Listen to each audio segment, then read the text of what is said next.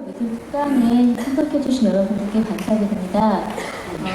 우리가 잃어버린 천재화가 변활용 도서의 출간을 기념해서 저희가 오늘 저자와 패널분을 모시고 저자 강연 그리고 저자와의 대화, 작품 감상하는 시간을 마련했습니다. 책에 미처 다 싣지 못한 이야기들과 책 읽는 시간이 되실 거고요. 그리고 마침 오늘이 한국전쟁 62주년이라 기념하는 좋은 시간이 되리라 생각합니다. 그럼 저자이신 변활용 미술연구소의 문영대 소장님 모시고 먼저 강연을 시작하도록 하겠습니다. 문영대 소장님 나와주세요.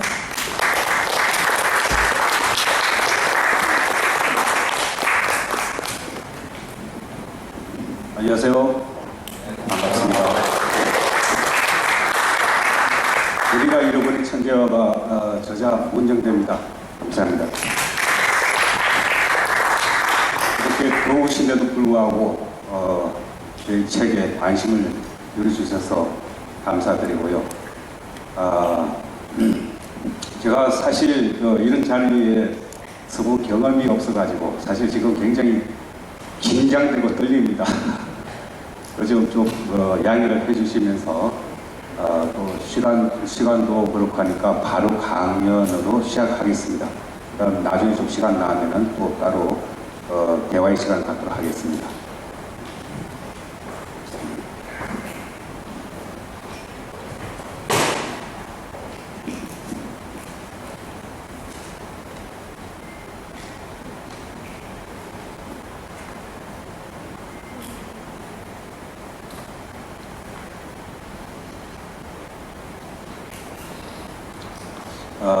변활용은 여러분들도 좀 책을 읽어보신 분들이 좀 계실 걸로 알고 있는데요. 변활용은 1916년 그러니까 연해주 유랑촌에서 일난 이녀의 막내로 태어났습니다. 그리고 유랑촌 이름에서 알 수 있듯이 유랑 그 이름에서 보듯 당시 조국을 떠난 유랑민들이 하나둘 모여서 어떤 촌락을 형성하는 곳이죠. 그래서 임시 거주지라고 할 수 있겠습니다. 거기서 태어났습니다. 변활용의 그 할아버지는 널리 이름이 알려진 호랑이 사냥꾼이었습니다. 그 당시. 그래서 제가 추측한데 함경북도 그쪽 출신이 아닌가 이런 생각이 듭니다. 그러나 자세한 내막은 알 수가 없고요. 변활용은 대충 제가 그것도 3세 정도로 추측이 됩니다. 변활용의 할아버지가 건너가셔서 거기서 변활용 아버지는 나오시고 그 다음에 그 변활용이 태어난 걸로 이렇게 생각이 됩니다. 근데 그 호랑이를 그 당시 그 일대에 호랑이가 굉장히 많았는데 그때 그 할아버지는 그 변활용 아버지를 위험한 사냥을 시키는 것을 좀 꺼려 하셔가지고 그래서 농사 일을 시켰었습니다. 그래서 변활용 아버지는 농사 일을 하면서 가족을 부양하게 됩니다. 그 변활용이 태어나기 전에 근데 아버지는 집을 나가버립니다. 뭐 자세한 내막에 대해서는 알 수 없습니다만 제가 파악하기로는 변활용의 어머님이 불 오는 배를 보고 그래서 배 모양을 보고 뭐 딸이면 틀림없다라는 지레짐작으로 집을 나갔다고 합니다. 그러고 나서 집을 나가고 나서는 행방이 묘연해졌죠. 그러다 보니까 변활용은 졸지에 유복자가 아닌 유복자로 태어나게 됩니다. 그리고 그 일각에서는 호랑이에게 몰려갔다라는 그런 미화적인 소문이 나돌았습니다.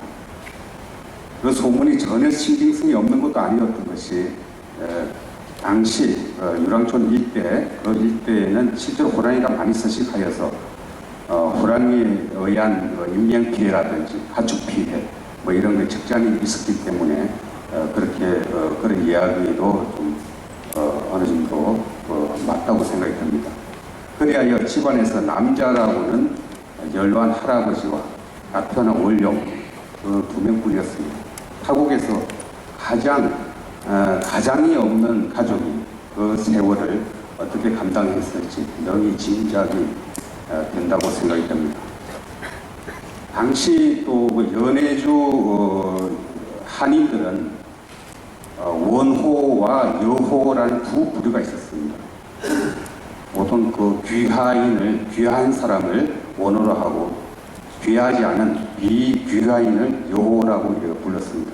그러니까 원호들은 시세에 영합하는 그런 경향이 강한 사람들이었던 반면에 여호들은 강한 민족심을 고수하는 그런 성향을 지니고 있었습니다. 쉽게 러시아 이름으로 개명하지 않고 한국 이름을 그대로 고수한 사람들이 대체적으로 여호라고 이렇게 보시면 되겠습니다. 유랑촌 사람들은 거의 다 쉬운 삶을 포기하고 여호로 살아갔다고 그렇게 얘기가 됩니다.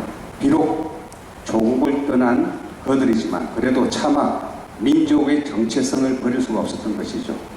그리고 변월룡도 그런 영향을 강하게 이어받았다고 할 수 있겠습니다. 그럼 변월룡의 어린 시절 유랑촌에 대해서 잠시 언급을 해야 되겠습니다. 당시 연해주에는 블라디보스토크 같은 대도시 외에는 학교가 거의 없었습니다. 그래서 주로 나머지는 주로 서당에서 한문 서당이 교육을 담당했었습니다. 한문 서당이 없는 마을은 훈장을 초빙했는데 유랑초는 훈장조차 초빙할 수 없는 외진 곳이었습니다.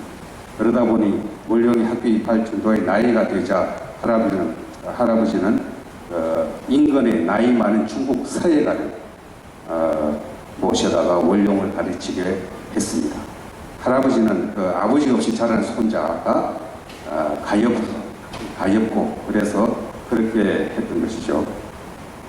그런데 할아버지가 세상을 떠나게 됩니다. 그래서 변월룡은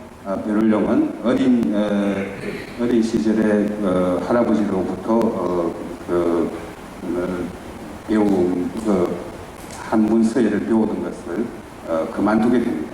어머니로서는 무엇보다도 가족의 생존이 급선무였던 것이죠. 그래서 그리고 이제 어머니 이름이 신창호로 알려져 있습니다. 그런데 아버지 이름이 변창호입니다. 그래서 묘하게도 두 사람은 성씨만 다를 뿐 이름이 묘하게 같습니다. 그래서 이는 어머니가 777 가장이 되자 이름이 필요하게 되어서 남편의 이름을 자신의 이름으로 사용한 것이 아니었을까 그렇게 추측이 됩니다. 말하자면 다음과 같은 추측인데요. 첫 번째 추측은 타국에서 각박한 삶을 살아가는데 남자가 없는 가장이 아무래도 불리할 수 있다는 그런 생각에서 아버지의 이름을 어머니가 스스로 사용한 것이 아니었을까 이렇게 그 생각입니다. 가령 관공서 또는 호구조사 등에 응하려면 호주의 이름이 필수적이었죠. 두 번째 추측은 변월룡이 학교에 입학하자 학적부에 부모의 성함 기재하는 난을 그냥 공란으로 비워둘 수가 없어 부득이 아버지 이름을 빌려서 적어넣은 것이 신창으로 되지 않았을까 이런 생각을 합니다. 엄연히 살아계신 어머니를 이름이 없다고 그냥 공란으로 비워둘 수가 없었기 때문이죠. 아무튼 가족이 뭉쳐 생활이 차츰 안정을 찾자 어머니는 원룡의 교육 문제로 고심하게 됩니다. 교육이란 때가 중요한 법인데 생활이 어렵다고 마냥 잘 이룰 수만은 없는 노릇이었던 거죠. 하여서 어머니는 아들의 학업을 더 이상 멈출 수 없다며 학교 입학을 결정 내립니다. 다행히 블라디보스토크에 나가 있는 큰딸 춘우도 어느 정도 자리를 잡은 상태였습니다. 병원에 허드렛 일을 하다가 스스로 노력하여 이제 어엿한 간호사가 된 것입니다. 그리고 병원에 딸린 자신의 방에서 어린 변월룡을 함께 기거하면서 동생을 돌볼 수 있다는 것이었습니다. 거기에서 어머니는 그게 힘입어서 학교를 보낼 결심을 하게 됩니다. 1926년 10살이 된 소년 원룡은 블라디보스토크의 신안촌에 있는 4년제 한인학교에 입학을 합니다. 보통 만 7세에 입학하는 것을 감안하면 3년 정도 늦은 입학이었다고 할 수 있겠습니다. 그리고 2년 후에는 블라디보스토크 8호 모범학교, 8호 모범 10년제 학교, 상당히 학교 이름 깁니다. 블라디보스토크 8호 모범 10년제 학교로 옮깁니다. 그 학교는 고려 사람들이 세운 고려 사람의 자녀들만 다녔던 학교입니다. 그 일대에서는 가장 유명한 학교였다고 그러는데요. 원래 그 학교로 전학할 수 있었던 것은 어머니 강한 집념과 가족 모두의 응집력, 그런 것이 큰 힘이 되었다고 얘기합니다. 변월령의 그림에 대한 천부적 재능은 이때부터 서서히 드러나기 시작합니다. 그러다 보니 학교의 환경 미화를 위한 그림에서부터 각종 행사를 위한 그림까지 죄다 변월령에게 맡겨집니다. 변월령은 타고난 미술 재능으로 인해 고학년으로 올라갈수록 학교와 친구들로부터 관심의 대상이 되어갔습니다. 그때 제가 변월령 선생님의 연해주 시절에 대해서 사실 잘 몰랐었어요. 그래가지고 이걸 어떻게 갈피를 잡나 했는데 마침 정상진 옹이라는 변월령 선생님하고 같은 블라디보스토크에서 같은 학교를 다녔던 친구분이 계셨습니다. 지금 제가 그분하고 인터뷰한 지가 대충 한 6, 7년 전에 했던 것 같은데요. 그분을 만나게 돼가지고 어린 시절, 변월령의 어린 시절을 이야기 듣게 됐었습니다. 그리고 변월령의 성품에 대한 어린 시절의 그 성품과 변월령의 어떤 성향, 이런 것들을 좀 얘기 많이 들었습니다. 그래서 정상진 옹과의 인터뷰에서 얻은 것은 아주 그분의 말씀입니다. 원령은 조용하면서도 밝은 타입이었습니다. 곱상한 외모에다 항상 미소를 머금은 채 조곤조곤 말하는 그런 아이였죠. 나는 여태 그가 목청을 높여 말하는 것을 보지는 못했습니다. 그러면서 할 말을 다 하는 그런 아이였습니다. 표정이 밝아서 이제 친구와의 친화력도 뛰어난 편이었고, 그러나 용기는 좀 없었던 것 같습니다. 당시 원령이 김배라라는 여학생을 좋아했는데 정작 말은 못 붙이고 속만 비웠지요. 참 곱게 생긴 아이였습니다. 훗날 내가 그 얘기를 김배라에게 했더니 그녀도 원령에게 연정을 품었다고 하더군요 하면서 이런 얘기를 들려주셨습니다. 그래서 원령의 나이 16살, 사춘기에 접어든 변월령은 가정에서 자신의 존재와 위치를 인식하기 시작합니다. 그리고 학업과 일을 병행해야겠다고 마음을 먹은 것도 이때부터였습니다. 다행히 일을 구하는 데는 별 어려움이 없었습니다. 그가 일을 해야 되겠다고 마음먹고 나서 문을 두드린 곳은 다름 아닌 아동도서 출판사였습니다. 무엇보다도 아동도서 출판사의 자기의 재능을 충분히 발휘할 수 있었기 때문에 그쪽으로 문을 두드린 것 같습니다. 그리고 아동도서 출판사 측에서는 그림 실력에 비해서 저렴한 인건비가 매력적으로 다가왔던 것 같습니다. 그리고 근무 형태는 원령이 학생인 신분인 관계로 방과 후에 출근하는 시간제 근무, 요즘으로 치면 아르바이트겠죠. 그런 개념이었다고 합니다. 그래서 원령은 회사의 일에 금방 적응해 나갔고, 또 게다가 총명하고 부지런하기까지 해서 회사는 시간이 갈수록 그에 대한 신뢰가 커져갔다고 이렇게 얘기를 합니다.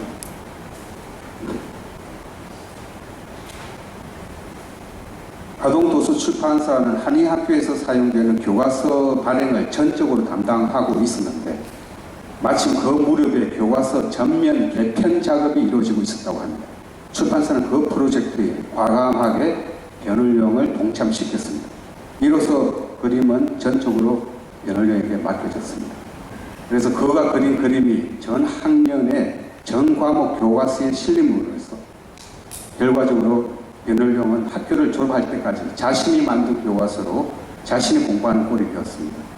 그래서 정상진 옹이 말하기를 나도 원령이가 만든 책으로 공부했다, 그렇게 말씀하시면서 원령은 지가 만든 책으로 지가 공부한다는 그런 일화가 친구들 사이에서 널리 회자되고 했다고 합니다. 변월령이 이처럼 주독야화, 낮에는 공부하고 밤에 그림을 그리는 생활, 이런 생활을 병행하면서도 전혀 힘든 줄은 몰랐다고 합니다.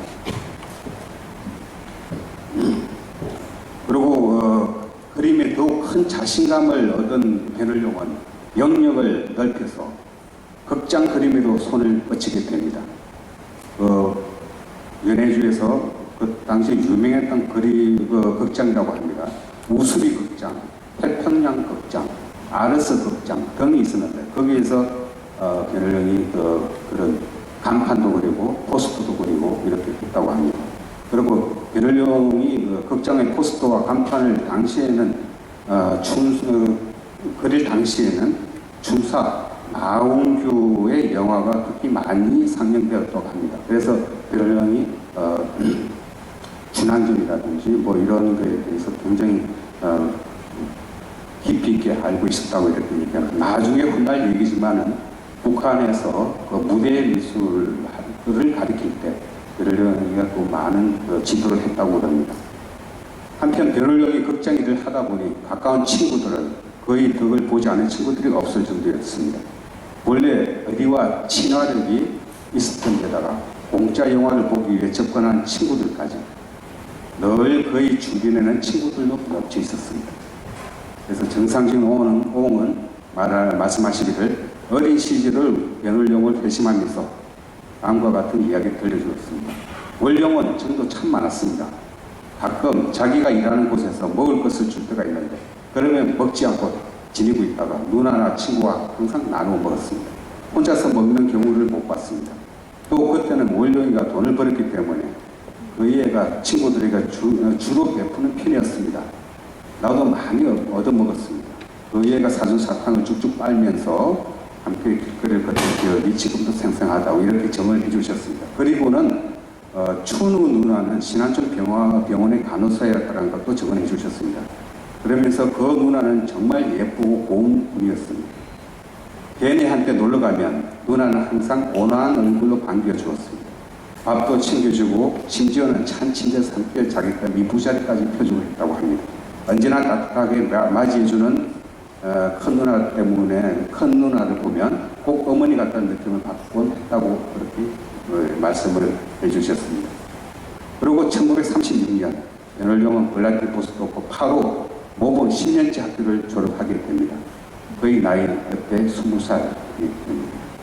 그래서 어느덧 청년으로 성장해 있었던 거죠. 이 학교에서는 모국어인 한국어 외에도 러시아어와 러시아 문학이 필수 과목이었는데 졸업 성적에서 저는 한국어는 우, 러시아어는 수를 받았다고 합니다. 이 성적은 부지런히 일을 하는 가운데서도 학업을 게을리하지 않았음을 보여준다고 하겠습니다. 그러다가 이제 배늘용은 그래서 1년 동안은 연해주에서 블라디보스토크에서 지내다가 난생 처음으로 미술 수업을 받게 됩니다. 1937년 졸업하고 난 1년 후 배늘용은 블라디보스토크에서 넓고도 넓은 시베리아를 횡단하며 스베르들로프스크 현재 에카제린부르크라고 합니다. 거기는 이름이 바뀌어가지고 스베르들로프스크에 있는 미술학교에 입학을 했습니다. 블라디보스토크 8호 모범학교를 졸업한 지 1년 뒤였죠. 도시 스베르들로프스크는 극동 블라디보스토크에서 약 7,600km, 그러니까 시베리아 횡단 열차를 달리면 무려 5박 6일이 걸리는 그 거리입니다. 그것도 근래 열차를 달렸을 그 정도이고 당시의 열악한 열차 상황을 감안하면 훨씬 더 오랜 시간이 걸렸을 것으로 추측이 됩니다. 배늘용은 애초부터 상급학교 진학 이런 데는 생각조차 해본 적이 없었습니다.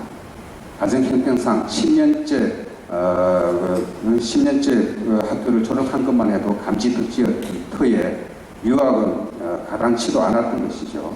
그러나 자신의 의도와 상관없이 유학의 기회가 예기치 않게 찾아옵니다. 배늘용의 천재성 간파한 주위 사람들이 배늘용을 그냥 내버려 두지를 않습니다. 학교를 졸업한 후에도 그는 전에 해오던 일을 계속하고 있었습니다. 그런데 어느 날부터인가 주위 사람들로부터 유학 권유를 받기 시작했습니다. 배늘용은 가정 형편을 잘 알고 있었기에 주위 사람들이 일단 십시일반으로 몇푼씩 모아 당장 교통비와 생활비를 지어주었습니다. 아동도서 출판사는 회사의 불편을 감수하면서까지 타시에서도 계속 사파를 그리도록 대비해 주었습니다. 그리고 극장주는 계속 포스터를 주문하겠노라고 약속을 합니다. 그래서 일확촌 사람들은 어머니를 안심시켰습니다. 결과적으로 볼 때 베를령이 스베르들로프스크 미술학교로 유학길에 오를 수 있었던 것은 이처럼 순전히 주위 사람들의 헌신적인 배려 덕분에 가능했다고 할 수 있겠습니다. 그러면은 왜 주위 사람들은 미술 공부를 하라며 적극적으로 유학을 종용했을까 이런 생각이 듭니다. 그렇지 않고서야 굳이 사람들이 유학을 권유할 리가 없기 때문이죠. 추측컨대 그 곡절은 모종의 어떤 큰 그림, 즉 연변조선족 자치주처럼 미래의 연해주 고려인 자치주 그 설립을 위한 어떤 기반의 확충 거기 있지 않았을까 이렇게 싶습니다. 연해주 고려인 자치주 설립을 위해서는 각 분야의 전문가가 필요했습니다. 또 실제로 그 당시에 자치주 논의가 있었던 것도 사실이었고요. 스탈린에 의해 자행된 연해주 한인들의 중앙아시아를 강제 이주 중에 중요한 하나가 바로 연해주 고려인 자치주거든요. 그래서 그 설립 요구를 사전에 차단하기 위한 것이었다고 이렇게 얘기를 합니다. 이렇게 보면 훗나라의 그때를 염두에 둔 그런 차원에서 베를령을 미술 전문가로 키우려고 했던 것이 아니었을까 하는 것이 저희 생각입니다. 아무튼 베를령은 미술학교에 입학하여 얼마 지나지 않아 청천벽력 같은 소식을 접하게 됩니다. 연해주에 거주하는 한인들이 모조리 중앙아시아의 어딘가로 실려갔다는 것이죠. 역사상 유래를 찾아볼 수 없는 그런 만행으로 유명한 연해주 한인들의 중앙아시아로의 강제 이주. 그것이 바로 그것입니다. 베를령은 낯선 생활에 적응도 하기 전에 이 같은 날벼락 소식을 접하게 된 겁니다. 그러니까 베를령이 스베르토프로 보통 수업이 10월 1일 보통 그 당시에 수업이 10월 1일 날에 개학을 하는 경우가 많았습니다. 그렇게 봤을 때 베를령은 대충 한 8월경 이럴 때 출발하지 않았을까 싶습니다. 그리고 강제 이주는 9월 중에 일어나니까 베를령이 떠나자 얼마 안 돼서 강제 이주를 맞이하게 됩니다. 알다시피 강제 이주는 중앙아시아의 연해주 한인들에게 엄청난 고통과 시련을 안겨주었습니다. 그리고 강제 이주는 극비에 아무도 모르게 전격적으로 단행이 되었습니다. 소련 당국은 한인들에게 불과 4, 5일 전에 이주 통보를 했고 통보 후에는 여행은 물론 마을과 마을 간의 교통까지 차단시켰습니다. 친척 방문차 외지에 나가 있는 사람들은 그곳에서 성차하도록 했습니다. 심지어 하바로브스크나 이르쿠츠크 등 시베리아 등지에 있는 한인들까지 모조리 성차시켰습니다. 이주를 거부하면 처형이 되었던 것이죠. 그래서 이주길에 오는 사람은 대략 18만여 명 이렇게 추정이 됩니다. 그래서 열차는 객차가 아니고 화물 열차 또는 가축 운반차로 실어 날렸다고 합니다. 그리고 한인들은 그 이주를 가면서도 왜 자신들이 왜 떠나야 하는지, 또 어디로 가야 하는지 그런 것도 모르고 실려갔다고 이렇게 얘기를 합니다. 그리고 이 강제 이주의 여정은 장장 40일이나 걸렸다고 합니다. 그리고 도착한 곳은 중앙아시아의 허벌판이었습니다. 아시다시피 우리가 카자흐스탄, 타슈켄트 이런 데 실려갔던 그런 사람들 그 당시에 40일이나 걸려서 까지 도착을 했다고 합니다. 그래서 그리고 그곳은 중앙아시아 그곳은 그 당시에 유배지로 유명했다고 그럽니다. 유배지. 그래서 한인들은 이곳에서조차 또 여러 곳으로 분산되어서 내버려졌습니다. 겨울을 나는 동안 또 많은 사람들이 죽어갔죠. 한편 강제 이주는 이주 과정 자체의 고통뿐만 아니라 한인들로 하여금 한민족의 얼과 문화, 풍속, 이 모든 것을 읽게 만들었습니다. 이것은 한마디로 한민족의 건강을 뒤흔든 한마디로 한민족 말살을 의미하는 것이라 할 수 있겠습니다. 게다가 소련 당국은 한인들이 강제적 사회적 활동에 제약의 굴레를 씌웁니다. 그것이 바로 한인들에게 부여된 조건부 공민증이라는 것입니다. 이 조건부 공민증 소지자는 거주공화국 이외의 지역에는 거주지를 옮기거나 이행을 할 수 없었다고 합니다. 대체로 연해주 한인들의 강제 이주설은 세 가지로 나누는데요. 첫째는 안보 문제로 스파이 행위, 즉 일본을 위한 한인들의 간첩 행위, 이것을 차단하기 위해서라고 하고, 둘째는 소수 민족의 자치권 문제, 제가 방금 말씀드렸던 한인들의 자치주의 요구, 이것을 차단하기 위한 것이었다고 합니다. 그 다음에 세 번째는 경제적 요인으로서 중앙아시아의 농업 인력 공급이었습니다. 그 황무지에 실은 나눔을 해서 거기서 농업을 짓도록 이렇게 했다는 것입니다. 그 설이 대체로 세 가지 설이 있습니다만, 그러나 그 이유는 상호 복합적이라고 이렇게 생각이 됩니다. 꼭 한 가지라고 얘기할 수 없이. 그리고 스탈린의 강제 이주 계획은 처음부터 치밀한 계산 아래 체계적이고 또 신속하게 진행이 되었다고 이렇게 합니다. 그리고 그 스탈린 당국은 먼저 강제 이주 실행에 앞서서 한인 지도자급 인사부터 검거해서 혹 있을지도 모를 소요의 가능성을 미연에 방지한 조치였다고 합니다. 여기에는 공산당 간부에서부터 한인들에게 영향을 줄 수 있는 사람들은 죄다 포함이 되었습니다. 검거된 인원은 약 2,500여 명으로 추산됩니다. 그리고는 아무런 재판 절차도 없이 수송 열차가 떠난 후에 은밀하게 처형을 시켰다고 합니다.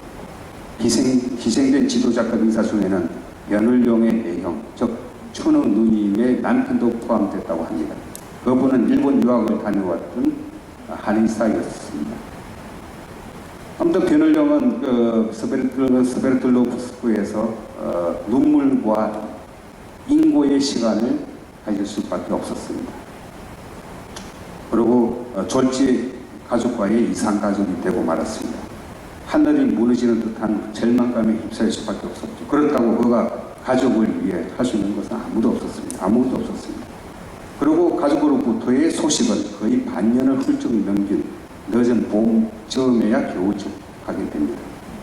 입학 후 학년이 거의 끝날 시점이었습니다. 그동안 변울룡은 망연자실한 상태에서 3학년을 그냥 흘려보냈다고 해도 과언이 아니었습니다. 그러나 마음의 안정을 찾은 것도 잠시, 이게 또 다른 상심의 고려를 물었습니다. 얼마 후 가족이 되어 런던한 정신지주가 되어서 매형의 사망 소식, 이런 것과 함께 한인들이 집도 없이 포골이나 움막이나 이런 곳에서 매우 어렵게 생활하고 있다는 것이었습니다. 이러려면 그런 소식을 접하고도 이곳에 머무는 3년 내내 가족과 단 한 번도 상복을 못합니다. 돈이 없어서 뿐만 아니라 한인들은 거주공화국 이외 지역에는 주거를 옮기거나 이행을 할 수 없다는 규정, 그것이 족쇄처럼 발목을 잡았던 것이죠. 그런 한편 앞으로 그가 이곳에서 살아가는 것도 문제였습니다. 연해주와 달리 이곳에는 누구 하나 그를 위로하거나 도와줄 사람이 없었습니다. 따라서 모든 것을 스스로 해결하고 스스로 헤쳐나가지 않으면 안 되었습니다. 다행히 발품 들인 결과 또 거기에서 출판사 일을 구하게 되었습니다. 하지만 그곳의 출판사 일은 결코 녹록지가 않았습니다. 큰 도시답게 전문 교육을 받은 쟁쟁한 사람들이 많았던 것이죠. 더욱이 이곳 출판사가 요구하는 그림도 연해주와는 판이하게 달랐습니다. 연해주에서는 한인 상대의 그림이었지만 여기서는 러시아인의 문화와 감성에 부합한 그림이어야만 했습니다. 애로사항이 많을 수밖에 없었죠. 가스마리로 지낸 3년의 시간이 그렇게 훌쩍 흘러갔습니다. 스베르틀로프스크의 삶은 그에게 한없는 고통과 슬픔을 안겨주었지만 또한 반면에 그만큼 행운과 기회도 따랐다고 할 수 있겠습니다. 그 행운이라는 것은 이곳으로 유학을 옴으로 인해서 그는 극적으로 중앙아시아로의 강제 이주를 모면하게 된 것입니다. 만약 그때 중앙아시아로 강제 이주 당했다면 그의 운명은 과연 어떻게 되었을까 의문입니다. 또 기회란 좋은 성적으로 졸업함으로 인해서 레닌그라드에 있는 소련 최고의 레핀 미술대학에 응시할 기회를 얻었던 것입니다. 레핀 미술대학 합격은 그 인생에 있어서 커다란 전환점이 되어 주었습니다. 아무튼 베를령은 이곳에서 홀로 깨닫고 홀로 서는 법을 터득했습니다. 의지할 사람 한 명 없다 보니 남보다 더 부지런히 일해야 했고 소수 민족으로서 괄세를 받지 않기 위해서는 출중한 실력만이 자신을 지키는 기림을 깊이 깨달았습니다. 그렇게 악착같이 일과 공부에 매진한 결과 출판사로부터는 인정을 받아 없어서는 안 될 사람이 되었고 학교 공부는 1940년 졸업할 때 전공 성적을 모두 A 학점으로 마무리를 짓게 됩니다. 그리고 미래의 그 장을 향해 레닌그라드로 뚜벅뚜벅 발길을 옮기게 됩니다. 그때 베를령의 나이 24살이 됩니다. 그러고 나서 이제부터 베를령의 본격적인 레핀 미술대학에서의 생활이 시작된다고 할 수 있겠습니다.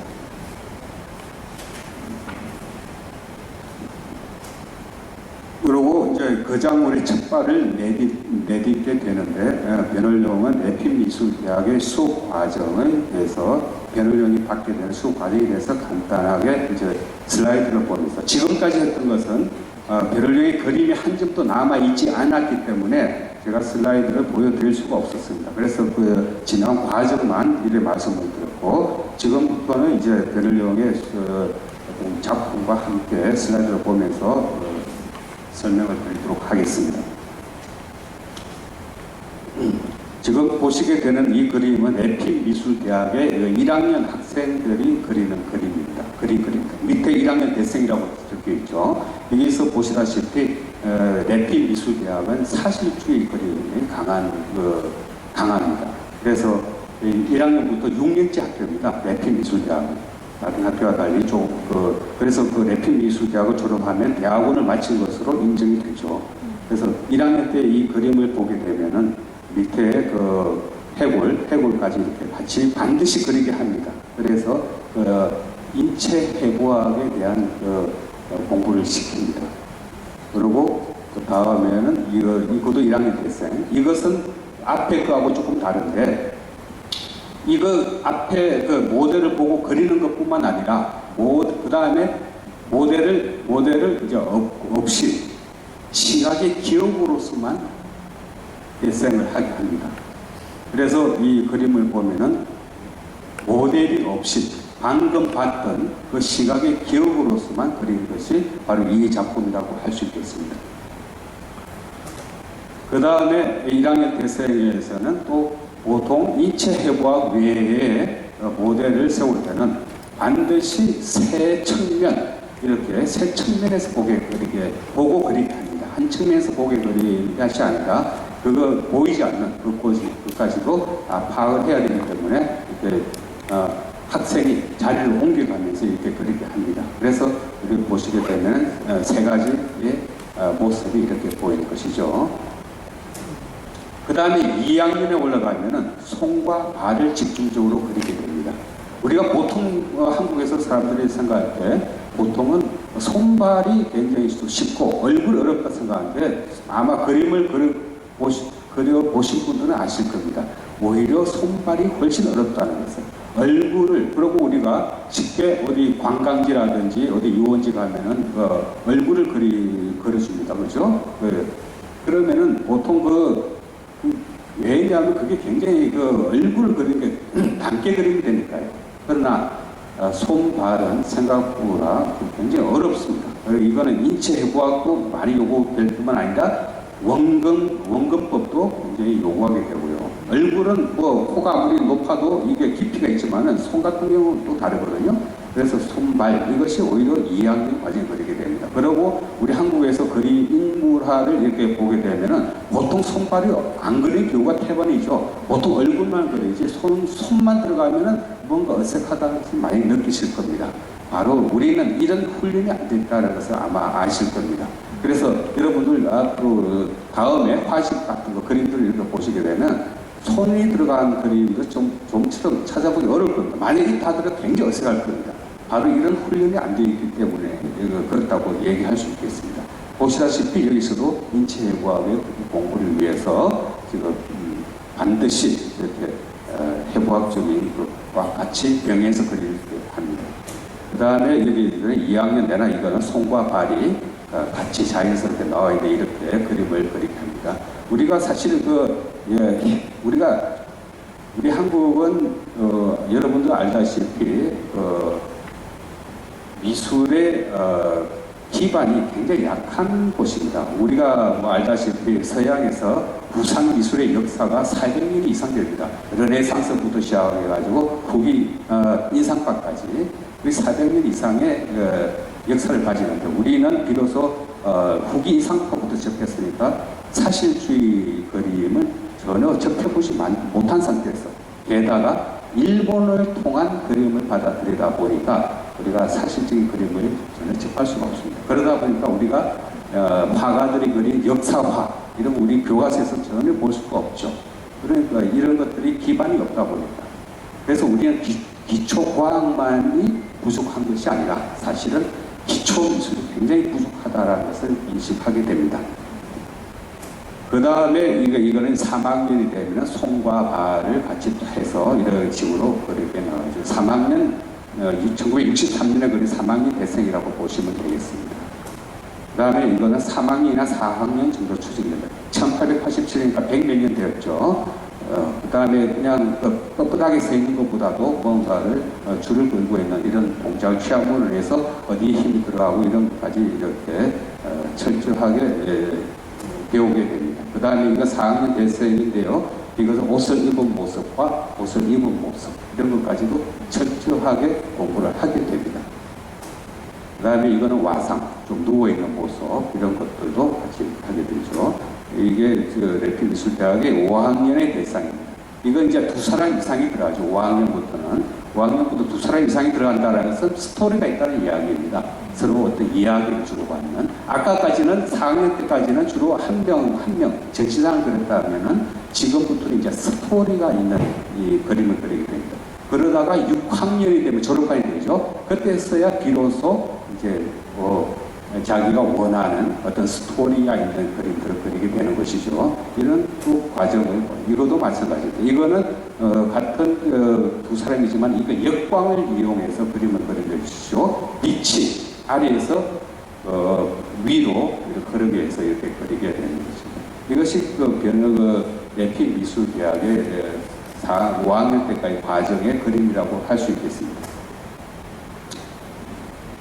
아무튼 벼를용은 이런 수업 과정을 거치면서 그 수업 과정을 래필미술대학에서 과정을 거치게 됩니다. 아무튼 벼를용은 그 첫발을 래필미술 레닌그라드 와가지고 레닌그라드의 첫발을 내리면서 래필미술대학에서 수업을 하게 됩니다. 그리고 참고로 래필미술대학의 대생, 방금 보셨던 대생 수업은 주로 해가 짧은 겨울에 보통 하게 됩니다. 주로 전등불 밑에서 대생을 하고요. 그 다음에 해화 수업, 그러니까 유화라든지 수채, 그러니까 빛이 들어가는, 색감이 들어가는 수업은 주로 해가 긴 여름에 야외로 나가서 이루어지게 됩니다. 알다시피 러시아는 겨울이 굉장히 해가 짧고 여름에는 백야로에서 거의 밤낮이 없는 것이죠. 그러다 보니까 색을 연구하기 위해서는 밝은 태양빛이 필요하기 때문에 야외로 나가서 수업을 하게 됩니다. 그래서 1학년 때는 여름 학예 실습으로 주로 레닌그라드 근교의 시골, 6기라는 곳으로 가서 한두 달가량 방학을 이용해서 거기서 수업이 또 있습니다. 한편 벼를용은 해화구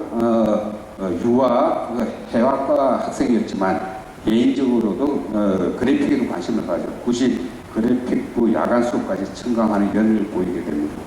그리고 그중 특히 석판화와 동판에 큰 관심을 갖고 그래픽 화실에서 많은 시간을 보냅니다.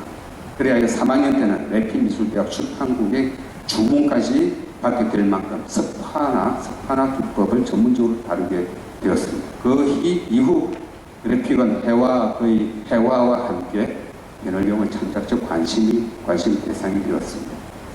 아무튼 베를룡이 그 래픽 미술대학에 가가지고 거기서 평생의 동반자 제레비 조바와의 만남이 이루어집니다.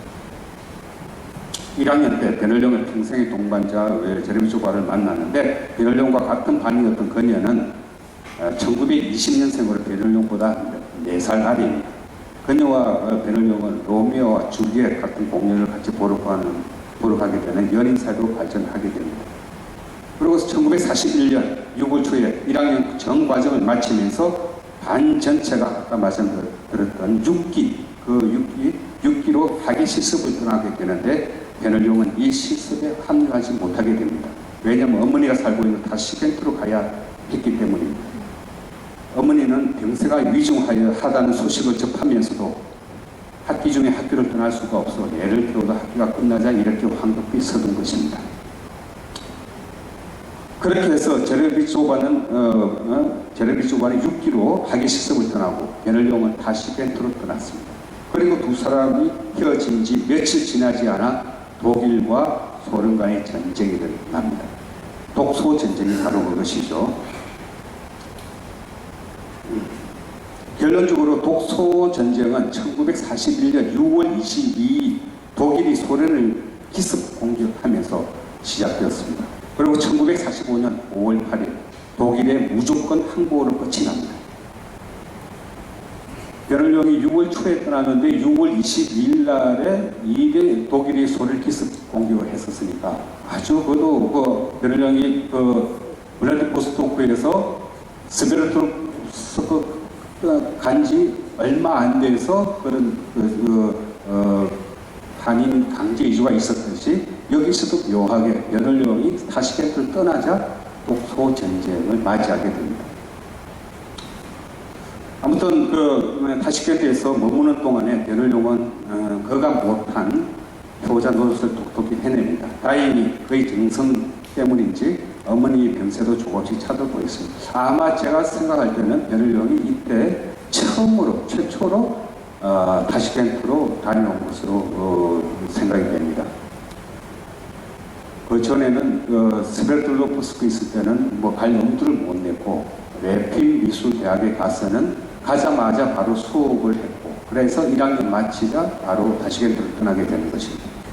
그래서 방학이 끝나 곧 학교로 돌아가야 했지만 베를룡은 레닌그라드로 돌아갈 수가 없었습니다. 전쟁으로 인해 모든 길이 차단되어 있기 때문입니다. 거기다가 레닌그라드는 이미 독일군에 의해 봉쇄되어 있었습니다. 그 레닌그라드 봉쇄, 이것은 그 유명한 레닌그라드 봉쇄는 제2차 세계대전의 독소 전쟁 중에 레닌그라드를 놓고 벌어진 싸움으로 격전적 최대 격전이었다고 합니다. 이때 이 레닌그라드 봉쇄로 인해서 공식적으로 그동안 64만여 명이 굶어 죽고 17,000명 가량이 폭격으로 숨졌다고 합니다. 이는 공식 통계일 뿐이고 100만 명 이상의 희생자가 발생했다고 합니다. 역사상 미래를 찾아볼 수 없는 일이었죠. 아무튼 타시켄트에 남게 된 베를룡은 타시켄트 국립출판국에서 포스터를 그리는 화가로 일하며 식구들의 생계를 책임졌습니다. 그가 출판사에서 쌓인 경험이 두말할 나위 없이 잘 활용이 되었다고 할 수 있겠습니다. 아무튼 래픽 미술대학은 레닌그라드가 봉쇄됨으로 인해서 당연히 수업은 못하게 되었죠. 그리고 거기서 래픽 미술대학은 병참 기지로 탈바꿈합니다. 그리고 기회를 보다가 래픽 미술대학은 그곳을 레닌그라드를 탈출하게 됩니다. 지금 베체르부르크에 있는 라도가 호수를 건너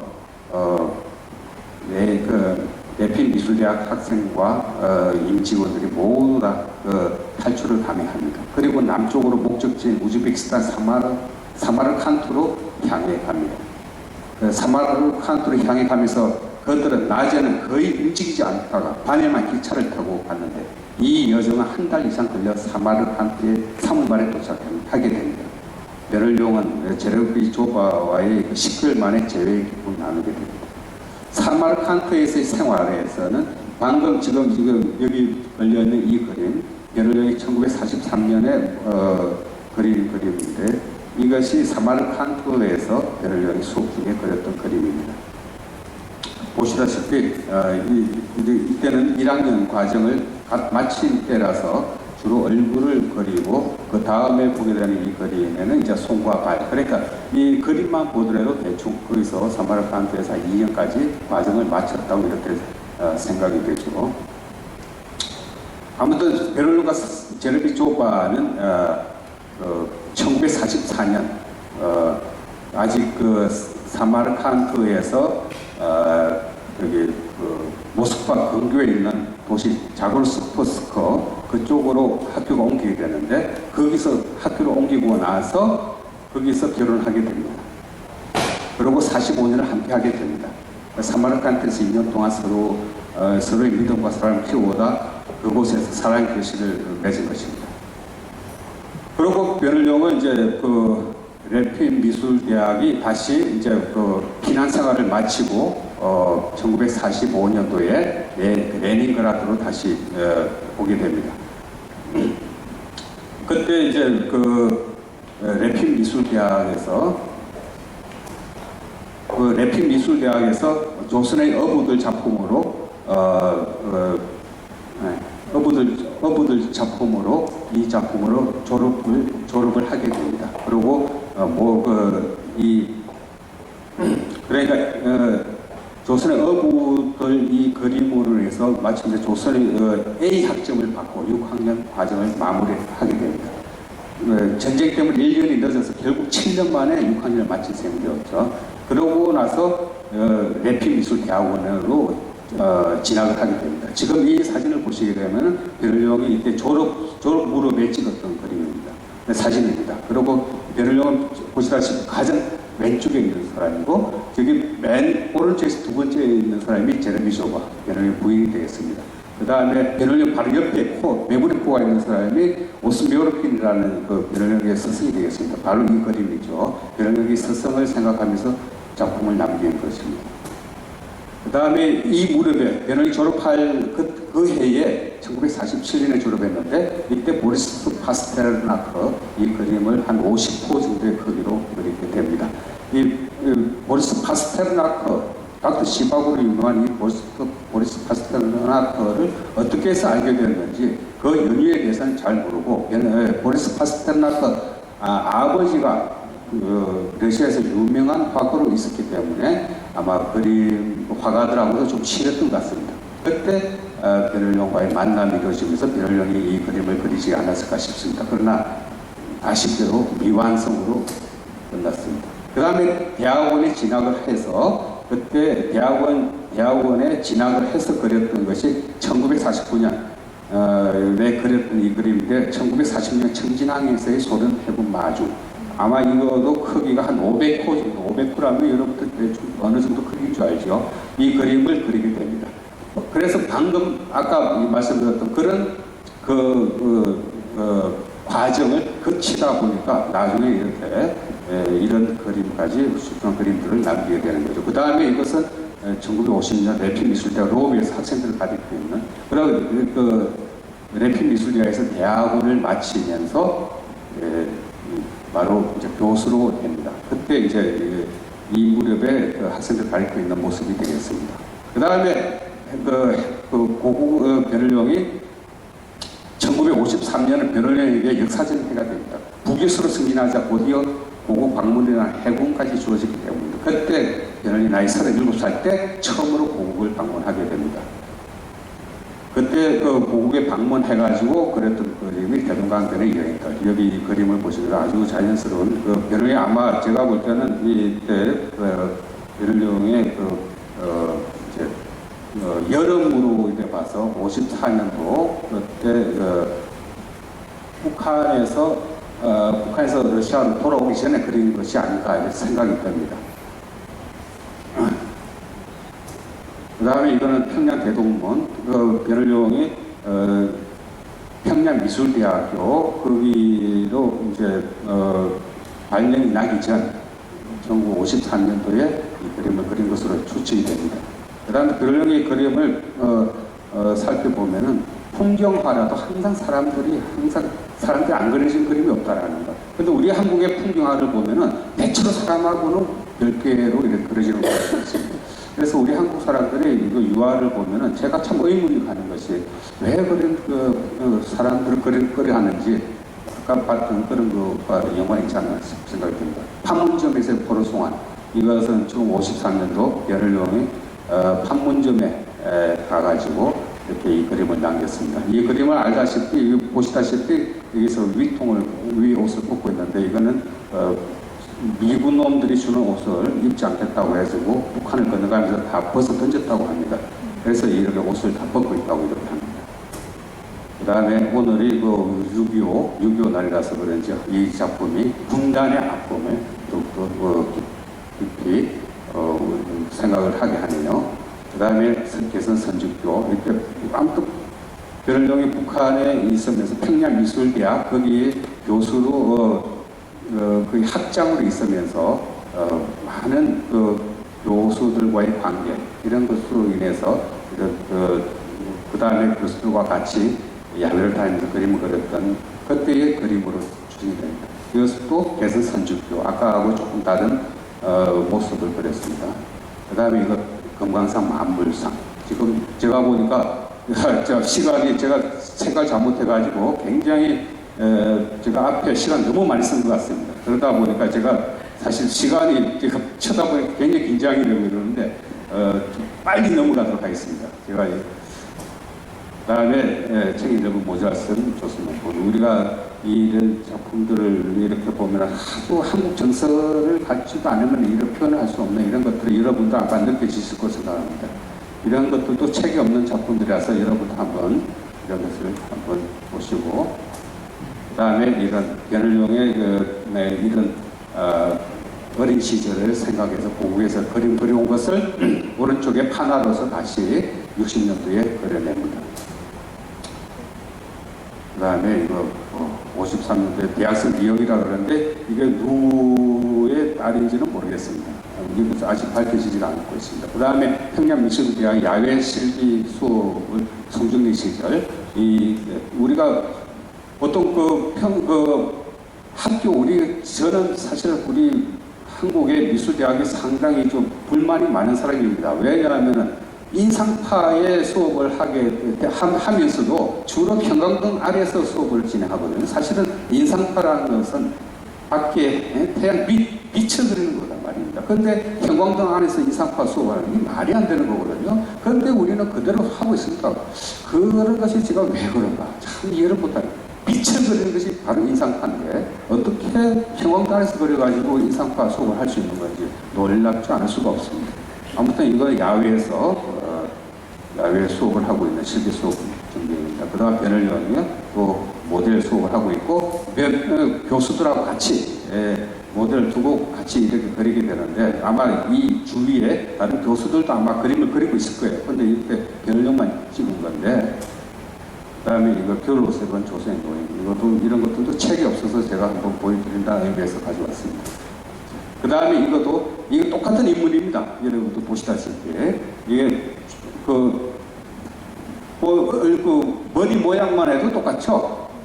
그런데 기법만 좀 다릅니다. 왜 이거 다르냐 하면은 이거 지붕을 이렇게 보이는 거죠. 이렇게도 그리고 또 저거는 여러분들 보시기 좌측에 있는 것은 인상파적인 그런 야외에서 그린 거라면 저쪽에 있는 오른쪽에 있는 것은 실내에서 그리고 그 다음에 또 아주 정밀 묘사스럽게 그린 거와 이건 인상파적인 붓터치 좀 과감한 붓터치 이런 취해서 똑같은 모델도 우리 이렇게 달리 이렇게 시범을 보이기 위해서 그린 것으로 생각이 됩니다. 그 다음에 대의원들 또 회의석장에 가서도 별로의 그 다음에 마찬가지로 그 다음에 김일성과 홍명이 그렸다. 그 다음에 김일성 할아버지 이런 것을 그린 것으로 봤을 때 베를령이 그 당시에 굉장히 깊숙이 위 지도자급하고도 굉장히 가까웠다는 것을 읽을 수가 있습니다. 그렇지 않으면 그 베이스에 들어갈 수가 없었겠죠. 그렇게 자유사를 다니고 또 김수 할아버지들을 만나고 하는 걸 봤을 때 굉장히 그 다음에 이것도 뭐 책이 없는 수업 중인 최선희, 그 다음에 최선희의 석굴암 고살 뭐 이런 것들도, 그 다음에 앞에 그림 있는 거 그거는 김용준. 제가 이것을 지금 이 작품을 보여드리는 것은, 여러분들한테 이 작품을 지금 보여드리는 것은, 우리가 일반적으로 초상화하면 얼굴만 이렇게 그리게 되는데 사실은 그것도 좀 잘못된 거거든요. 이거 보면은 이게 민촌 이기영 선생님의 초상화를 보시게 되면은 이게 보통 민촌 이기영 선생님 우리가 아주 유명한 문학가 아닙니까? 그죠? 문학가의 특징이 뭡니까? 책이지 않습니까? 그래서 책을 이렇게 잡고 있는 것이고, 방금 우리가 앞에 그는 김용준 같은 경우는 화가란 말입니다. 화가란 말입니다. 그 화가가 이 그림을 보고 있는 모습을 그리고 있는 것이죠. 조금 이런 거 이제 자기 뭡니까? 이 사람은 미술학자 한상진. 그래서 책도 보이게끔 위해서 호수물에 이렇게 해서 책을 그래서 초상화를 해도 그냥 그리는 것이 아니라 그 사람의 직업이 뭔가 뭐 이런 것들도 간접적으로 비춰주는 것도 굉장히 중요한 포인트거든요. 아마 여러분들도 초상화를 보시게 되면 이런 것도 조금 염두에 두어서 이렇게 보시면 되겠습니다. 그 다음에 아까 말씀드렸다시피 이 두 작품 다 우리 한국적인 것을 듣기 위해서 이게 민화 같은 거 이런 것도 이렇게 좀 같이 곁들였다는 것을 볼 수가 있고, 뭐 한서야의, 그 다음에 나는 김도 이게 지금 이것은 책에 나와 있는 내용인데 그냥 책에 나와 있는 내용인데 지금 시간이 없어서 그냥 넘어갈까 싶습니다. 이거 그냥 구도상으로 볼 때 원형 구도에다가 엿장사는 바깥을, 왜냐하면 엿하는 데 관심만 있는 것이지 실험하는 것보다도 엿하는 자기 직업이고 자기 관심사이기 때문에 그 밖을 보고 있습니다. 마찬가지로 변월령도 여기에 보면은 원형구도, 같은 원형구도에다가 저 어린아이는 레닌의 얘기하는 그 기울일 필요가 없는 거, 관심 없는 것이죠. 그래서 시선을 바깥으로. 그래서 이렇게 보면은 둘 좀 유사한 점을 찾을 수 있겠다 싶어서 그랬습니다. 북한에서 이 그림, 우리가 이걸 남한하고 완전 반대죠. 북한을 조금 위에다 두고 남한을 좀 아래 두고 이래서 오늘 6.25라서 이에 대해서 좀 얘기하려고 했습니다만 이 시간이 제가 시간 너무 못 맞춘 것 같습니다. 그래서 그냥 슬라이드를 이렇게 보는 걸로 하겠습니다. 그 다음에 이거 암두강변. 그 암두강변의 그림들을 좀 그림적이 좀 여러 가지 있는데, 변월령의 그 학교가 송정리라는 평양미술대학이 바로 이 근처에 있어서 이 암두강변을 자주 갔던 것 같습니다. 그 다음에 여기 북한에서 해고, 저 좌측에 보면은 글자가 한글로 이렇게 새겨난 것입니다. 북조선에서는 글자 잘 안 보이는 북조선에서는 러시아어를 열심히 공부하고 있다는 그런 내용을 이렇게 적어놨습니다. 그 다음에 일본에서 북한을 송환되는 전쟁 포로들, 여기에 보면 변월령이야 북한에서 1년 3개월 있다가 북한에서 몸이 아파서 러시아 돌아갔다가 다시 한 2달 후에 북한으로 가게 돼 있었습니다. 그러나 북한에서 변월령을 더 이상 초청하지 않게 됩니다. 왜냐하면 그때 주체 사상이 이미 두고 있었기 때문에 변월령이 있으면 곤란하겠다는 그런 이유였습니다. 그러다가 변월령이 북한을 가고 싶어하는 그런 마음을 이 그림에 담아낸 것이죠. 그래서 일본에서 북한을 송환하는 것을 해가지고 저기에 보면은 보고 싶어도 청진을 보지 못하고 레닌그라드에서 깊은 생각만 가지고 그립니다. 이렇게 해가지고 이런 내용이 적혀 있습니다. 그 다음에 이거 슈코토프, 연해주의 변월령의 고향이 되겠습니다. 그 다음에 나오카의 아이들, 연해주의, 그 다음에 변월령이 북한에서 연해주로, 북한에서 러시아 돌아온 후에 거기서 자기는 숙청이 된지도 모르고 있다가 숙청이 된 걸 알고 나서는 자신의 정체성을 찾아서 연해주를 매년 해마다 가게 됩니다. 그때 이제 연해주에 가서 어린 시절의 그 모습 이런 것들을 담아내게 됩니다. 그 다음에 거기서 별똥별, 어린 시절에 봤던 그런 별똥별 이런 것들도 그림에 담아내고, 그 다음에 나오가 가는 길을 이래가지고 그다음에 이런 동판화들 이런 것들을 남기게 됩니다. 빨리빨리 보셔야 될 것 같습니다. 이런 소나무를 아주 소나무를 많이 그렸었습니다. 그 다음에 그 연해주뿐만 아니라 연해주 변을령이 오히려 심지어 사할리까지 가가지고 사할리는 한인들이 있다는 걸 알고 사할리까지 가게 됩니다. 변을령이 굉장히 레닌그라드에 있으면서 한국인들을 굉장히 그리워하고 이랬는데 연해주 갔더니 또 사할리에도 한국인들이 있다는 걸 알고 사할리까지 이렇게 찾아갑니다. 아무튼 그때 사할리까지 가가지고 그랬던 그림이 되겠습니다. 그 다음에 레닌그라드에 죽고 그 다음에 여기서 이제 50세 때의 모습. 이제는 완전히 고국을 입고 이제 일상으로 돌아간 그런 모습이 되겠습니다. 그래서 이 뒤에 그림들을 보면 변을령과 좀 친했던 그런 학자도 있고 어떤 과학자도 있고 뭐 이런 사람들 그려입니다. 그 다음에 우리 시대의 사람들. 제가 볼 때는 이 그림을 그리고 나서 변을령이 부교수에서 정교수로 승진하는데 24년이 걸립니다. 무려 사반세기 만에 대학 교수, 정교수로 승진하는데 아마 이 그림이 굉장히 결정적인 역할을 하지 않았을까 싶습니다. 우리 시대의 사람들이라고 이 그림인데 제가 이 그림을 보고 하는 것이 아니라 이것을 유화로 그려낸 천호 정도 크기입니다. 천호라면은 얼마나 큰지 아시겠죠? 근데 제가 그 유화로 그린 것도 제목이 우리 시대 사람들과 똑같을 뿐만 아니라 틀림없이 이 그림과 유사할 것이라고 추정하는 것은 바로 여기에 뒤에서 보면은 이런 에티도 그리고 나서 여기 이 그림들을 보시게 되면은 변을령 북한 어부를 저를 그렸는데 밑에서 보면 북한 어부 저 그림은 어디 있을지 모르겠습니다만 보통 판화를 그리고 나서 그 다음에 유화로 다시 이렇게 그린 것을 볼 때 아까 우리 시대의 사람들이라는 것도 똑같은 방법으로 판화를 그렸지만 천호가 되는 유화로 그려냈을 거다라는 추정을 할 수가 있는 것입니다. 그리고 그 그림을 그리고 나서 몇 년 후에 정교수로 승진을 하게 됩니다. 여기도 마찬가지입니다. 천산에서 이 독수리 부리는 사람을 그리고 나서 말 타고 독수리 동반하는 사람 해가지고 적어도 지금 어디에 있는지를 확인이 안 되고 있습니다. 아마 판화를 그린 것을 유화로 다시 옮기는 그림이 많거든요. 그래서 아까 방금 제가 말씀드렸던 그 여러 가지로 추정을 했을 때 이 그림도 천호가 되는 것도 이와 유사하지 않았을까라는 이렇게 추정을 하게 됩니다. 그 다음에 우리가 여기에 유화로 그렸던 저런 것 에튜드를 보면은 틀림없이 그럴 거다라는 추정이 되는 거죠. 그 다음에 이거는 이 그림도 학술 아카데미 회원 파블로스키 초상화를 그렸는데 이것도 세 개 다 자세히 보면은 다 다를 거예요. 그래서 어떤 거는 같은 한 사람을 여러 점을 그린 것을 볼 수가 있습니다. 자세히 보시면은 세 개 다 이 그림과 이 그림도 달라요. 의자 보시면 저거는 좀 굴곡진인데 이거는 내용 반듯한 걸 볼 수가 있고 그 다음에 독서주의 사가성도 아까 방금 얘기했다시피 제복을 입은 사람들 우리 한국 사람들 또 특히 또 얘기하자면 제복을 입은 사람이 극히 드물어요. 그리고 우리 한국에는 남북 전쟁으로 우리가 군인이 우리나라만큼 많은 데가 없잖아요.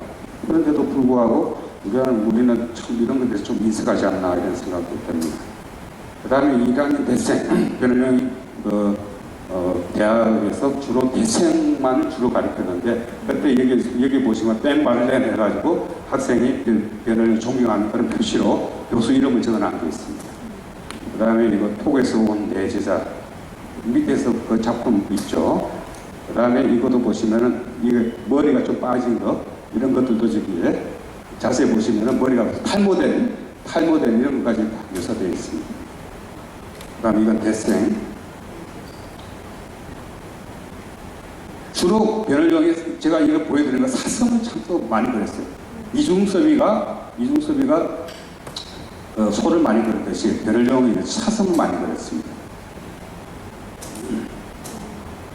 그리고 여기서 이게 마지막 변을령의 1980 죽기 한 2, 3년 전에 그렸던 것인데 이게 이 작품이 총체적인 그림이라고 이렇게 생각이 됩니다. 이때는 소나무 금강산에서 소나무와 장성점 써 있고 그 밑에 또 사슴을 이렇게 그려놓음으로 해서 변을령의 어떤 자기 감성 그걸 시각적으로 다 담아냈다고 생각이 듭니다.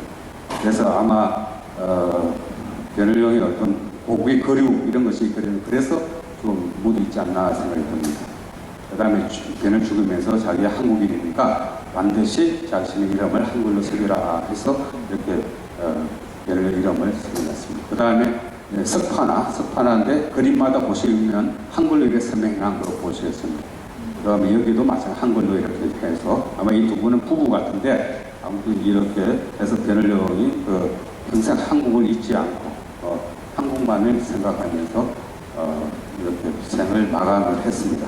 아무튼 제가 말주기는 없고 또 시간도 제대로 이거 정하지 못해가지고 죄송합니다.